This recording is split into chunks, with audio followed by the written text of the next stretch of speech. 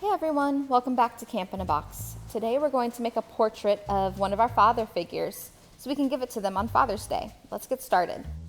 In your kit, you will get the template and a piece of construction paper, but the materials that you use otherwise are really up to you. You can use markers or watercolor paints, construction paper, just any craft material you have around the house. We're going to start off with an example of a more realistic portrait using some basic portrait drawing methods. If you don't want to make a realistic portrait and you'd rather do something a little bit more cartoony, you can skip ahead further in the video. Check the description box below for a timestamp.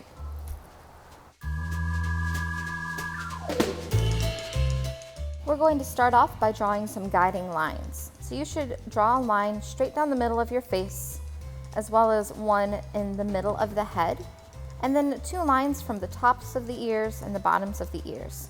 So you have a rectangle in the middle of your face.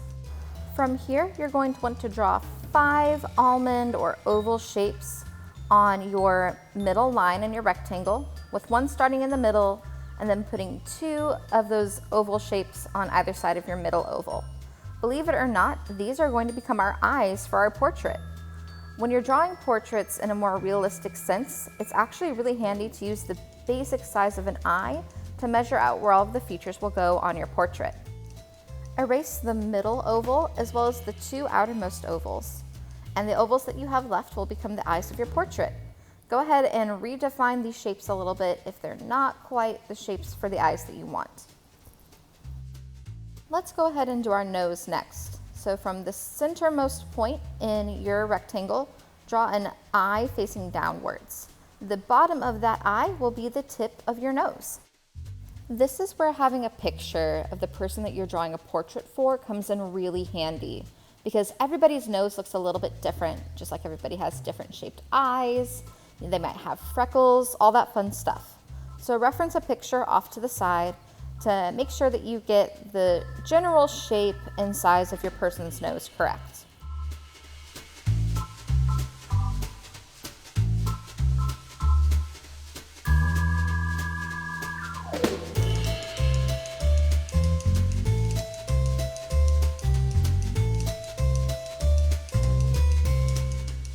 Once you're happy with your nose, draw one more eye, starting from the tip of your nose and going down. Then the end of that eye will become the place where your top and bottom lips meet on the portrait. Go ahead and extend this line so the person that you're drawing has a nice big smile. Now you have a solid base to start building your portrait off of. Now, other facial features like eyebrows or facial hair, freckles or moles, all really help your portrait come alive and look like the person that you're going to be giving this to. So again, make sure you have a picture off on the side and you take your time trying to get all of those details just right.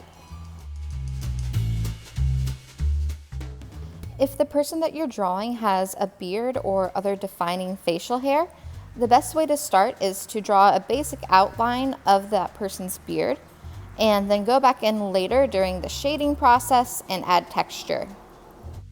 The person that I'm drawing has a nice big fluffy beard and almost no hair, so I just drew little bits of hair on the side right above his ears. Now we're going to add in the pupils of our eyes. So we drew the irises earlier. So just add a little circle in the middle of your iris and fill that in with black. At this point, you're also going to draw a light shine in the eyes. So normally that's just a rectangle somewhere near the pupil that's actually the reflection of light from what the person's looking at.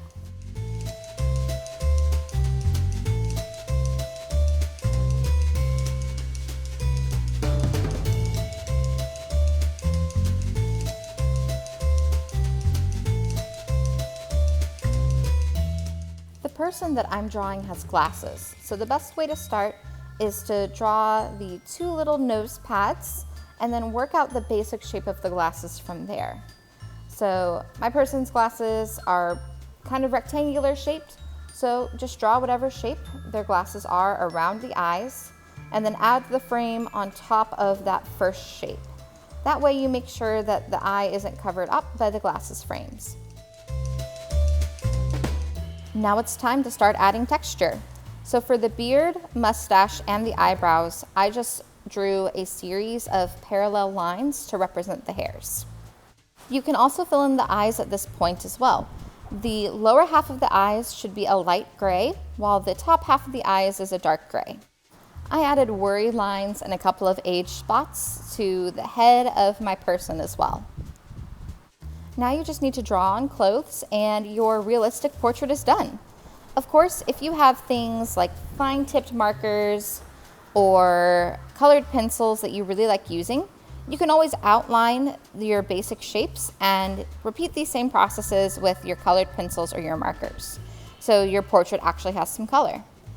The person that I was drawing has white and gray hair anyway, so it just made sense to go ahead and do it with pencil.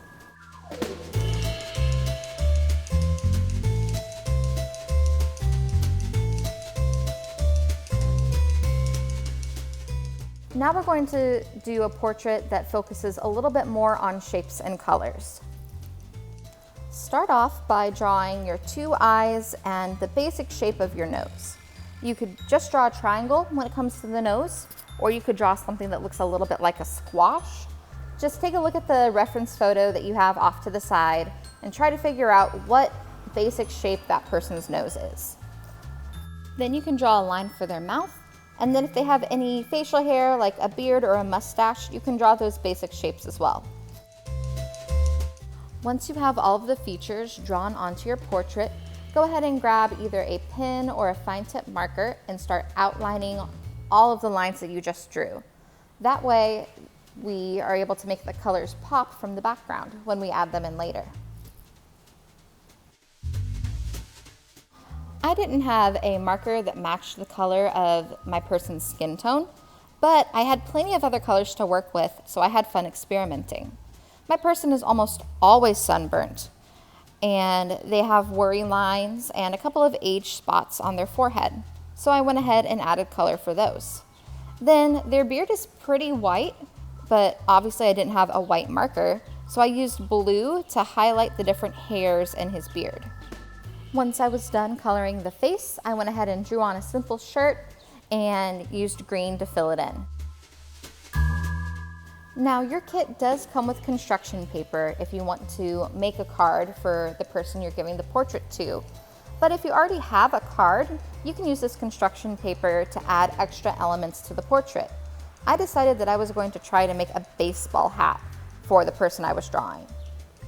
To make the basic shape of the baseball hat, draw a half circle and then a rectangle with rounded edges for both the body of the hat and the bill of the hat.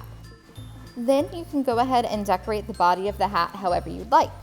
I decided to put on the IU logo because the person that I'm drawing this for really likes IU. Once you're done decorating, go ahead and grab some glue and glue the pieces of your hat to the portrait. Once your hat is glued onto the portrait, it's all done. Now, if you didn't like the two different styles of portraits presented in this video, there are a ton of different ideas out there. Try looking up Pablo Picasso's portraits or Vincent van Gogh's portraits. There's a style out there for just about everyone. Thanks for crafting with me today, guys. I hope you had fun, and I'll see you in the next video. Bye-bye.